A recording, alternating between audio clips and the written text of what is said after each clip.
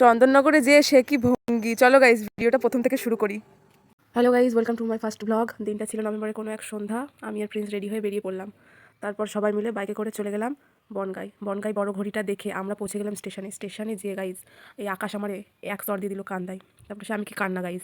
তো কান্নাকাটি সেরে সবাই মিলে উঠে পড়লাম ট্রেনে। তারপর গাইজ ট্রেনে আবার সেই জল খাবার দাবার করছিল সবাই যে যার মতো। তারপরে এই যে আমাদের মোহিনী।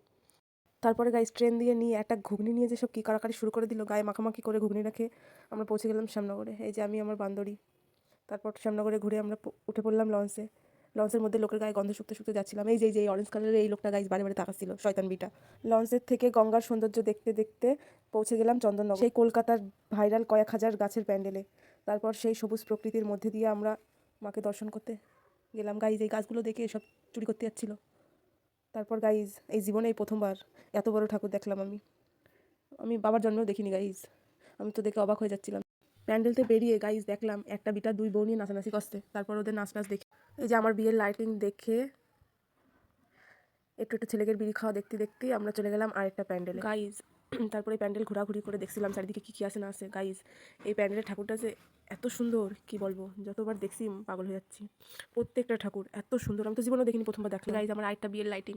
তারপরে কি বিয়ের লাইটিং দেখতে দেখতে অর্ডার দিয়ে তারপরে আমার বিয়ের জুয়েলারি, এই যে জুয়েলারি দেখছিলাম গাইজ। সে যে কি সুন্দর সুন্দর হারমালা চুড়ি গাইজ। শুধু কটা টাকা ছিল না বলে টাকার অভাবে কিছু কিনতে পারিনি গাইজ। কি আর করা যাবে, দেখছিলাম। হাট আত্তর কিনতে পারলাম না, তাই লোকের বাজি ফুটানো দেখছিলাম গাইজ। তারপর বাজি ফুটানো দেখতে তারপরে আবারও বিয়ের লাইটিং দেখতে দেখতে হাঁটছি হেঁটেই যাচ্ছি। হাঁটতে তারপরে আবার চলে গেলাম আরেকটা প্যান্ডেলে। দারুণ প্যান্ডেলটা, কি সুন্দর গাইজ। জীবনেও দেখিনি তো, এই প্রথমবার দেখছি তো এত ভালো ভালো প্যান্ডেল, তাই অবাক হচ্ছি। আর ঠাকুরগুলো তো কী বলবো, অসাধারণ। তারপরে এই যে আরেকটা প্যান্ডেলে চলে আসলাম। পাখা, হাঁড়ি, মাটির জিনিসপত্র দিয়ে কী দিয়ে জানি না, কিন্তু সুন্দর লাগছিলো গাইজ, অনেক সুন্দর ছিল প্যান্ডেলটা। তারপরে গাইজ আমরা ঠাকুর দেখতে তো যাইনি, গেছি নাচ করতে। যত জায়গায় গান বাজছে তত জায়গায় যেয়ে নাচ করছি, যেখানে গান বাজছে সেখানে আমরা নাচছি। এই যে প্যান্ডেলের মধ্যে একটা কাকু তো নিচেই যাচ্ছে। তারপরে এই যে একটা ঠাকুর, আর এই যে আমার বন্দুক গাইজ। লাইটিংয়ের সামনে যে কী করছিল নিজেও জানি না, সে বাসের সামনে নাচছিল। এই যে আবার নাচি তো নেচেই যাচ্ছি। এখানেও আবার নাচছিলাম, কি এটা বাজনা হচ্ছিলো, এই বাজনায় নাচছিলাম এই জায়গায় গাইজ। আর এটা যে কিসের প্যান্ডেল আমি নিজেও বুঝতে পারছি না, জাহাজ না কসব্রাইট না কি, এই তো নীল, পুরো নীল, দেখা যাচ্ছে না কিছু, বুঝতে পারিনি। যাই হোক বোঝার চেষ্টা করছিলাম। তারপরে এই যে আবার একটা সুন্দর ঠাকুর, প্রত্যেকটা ঠাকুর এত সুন্দর। আর এই প্যান্ডেলটা তো সুন্দর কি সুন্দর ছিল গাইজ। প্যান্ডেলের ভেতরে যে এত সুন্দর কি বলবো গাইজ, দারুণ ছিল। যত দেখছি ততই মুগ্ধ হচ্ছি। এই যে আবার একটা ঠাকুর, সুন্দর, প্রত্যেকটা ঠাকুরই সুন্দর।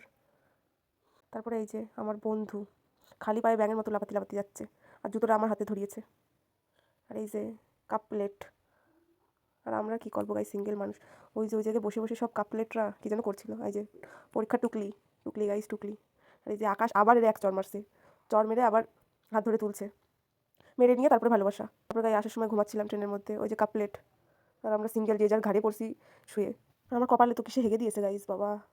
আর এই যে আমি ঘুমাচ্ছি, একটু শান্তিতে ঘুমাতে দে তা না, ভিডিওটা অন করে হাসছে আবার ভিডিও করছে। তারপরে এই যে 7 সকালে উড়ন্ত ঝুড়ির মতো উঠতে বাড়ির দিকে চললাম।